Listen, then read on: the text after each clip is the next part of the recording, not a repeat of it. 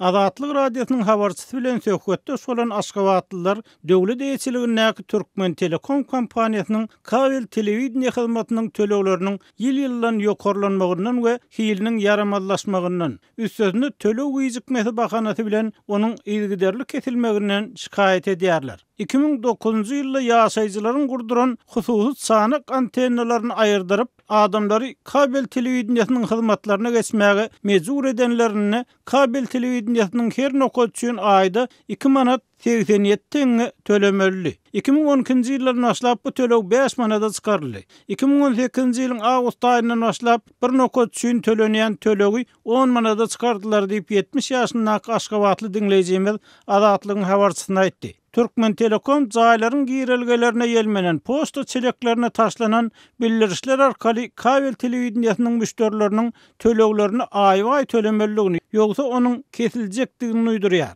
Tölegler her aýyň başynda tölemeli. Eger fevralyň 1-ne tölegin tölenmedik bolsa, onu şol gün kesýärler. Emma tölegini tölen wadyny kabele birikdirmän 2-3 gün garaşdyrýarlar. Iň ýaman tölegin tölenen wagtynda hem kabelin kesýän wagtlary bolýar. Emma barsaň ýalňyşlyk goranır, sereder diýip ýene 2-3 gün telewizorsyz goýýarlar diýip adynyň aýdylmalygyny soran 70 ýaşly pensioner aýtdy. Egerde kabelini basymyrak düzetmegi haýyş etseň, biz siziň haýsy biriňize ýetişeli, işgär sanymyz az diýerler diýip ol sözüniň üstüne ýetirdi. Mundan başga kabel telewizioniýa hyzmatynyň gar ýagmyrly, ýerli günlerde ýygy-ýygydan kesilýänligi ýa-da köplenç rus kanallaryna tomaşa edip bolmaýanlygy habar berilýär. Aýdylmagyna görä, şäher ýerlerinde köp adam rus telewizioniýasyna, owa ýerlerinde bolsa türk telewizioniýasyna tomaşa edýär.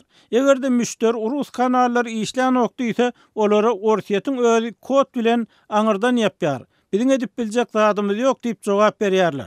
Azatlyga özüni Atamrat diýip tanadan Aşgabatly ýaşaýjy bular bahana hasaplaýar. Onuň pikirçe kabel telewizioniýasynyň ýygy-ýygydan kesilmegi adamlaryň rus telewizioniýasyna tomaşa etmeginiň öňüni almak, olary türkmen telewizioniýasyny görmäge mejbur etmek üçin tapylan emel bolsa gerek. Sebäbi häkimetler türkmen telewizioniýasyna köp adamyň seretmeýänligini gowulýarlar diýip olaýtdy. Bu pikir bilen Gurbanyň 50 ýaşly Aşgabatly hem alalaşýar. Egerde ogruýunçy, gadan üçin işleýän teknikler çağırsaň, kesilen rus kanallaryny derrew dikeldip berýär. Emma olaryň hem tölegi ýokarlanýar. Mysal üçin kabel telewizioniýasyny sazlap, başga ýurtlaryň 10 telekanalyny açyp beren teknikler 2009-njy ýylda öz hyzmatlary üçin 30 manat alan bolsa, häzir olar bir çakylyk üçin 100 manat soraýarlar diýip Gurbanyň gurrun berdi. Azatlyk radiosu Türkmen Telekom'un Aşgabatdaky idarasyna telefon edip müşterilerin şikayetlari, hususan ýaşaýjylaryň